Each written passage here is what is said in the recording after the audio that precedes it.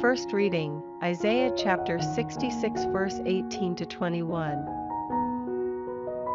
I am coming to gather every nation and every language. They will come to witness my glory. I shall give them a sign and send some of their survivors to the nations, to Tarshish, Put, Lud, Meshech, Tubal and Javan, to the distant coasts and islands that have never heard of me or seen my glory.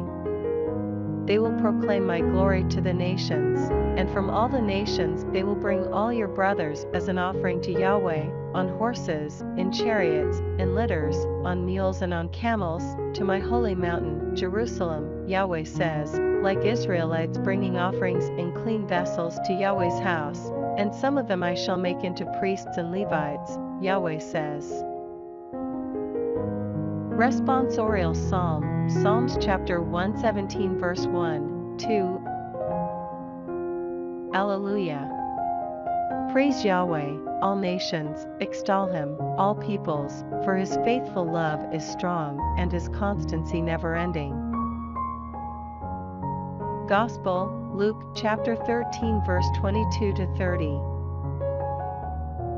Through towns and villages he went teaching, making his way to Jerusalem. Someone said to him, Sir, will there be only a few saved?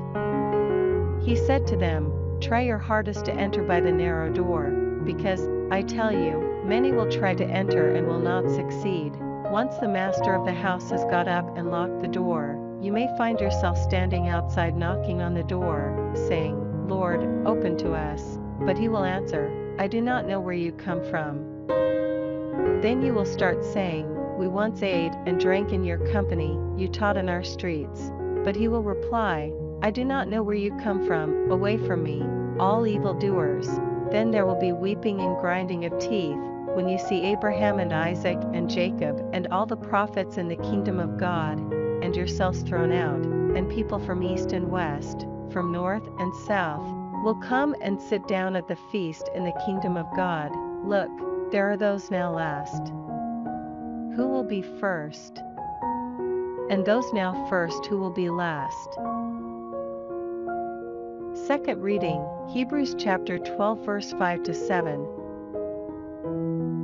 11 to 13. Have you forgotten that encouraging text in which you are addressed as sons? My son, do not scorn correction from the Lord, do not resent his training, for the Lord trains those he loves, and chastises every son he accepts. Perseverance is part of your training. God is treating you as his sons.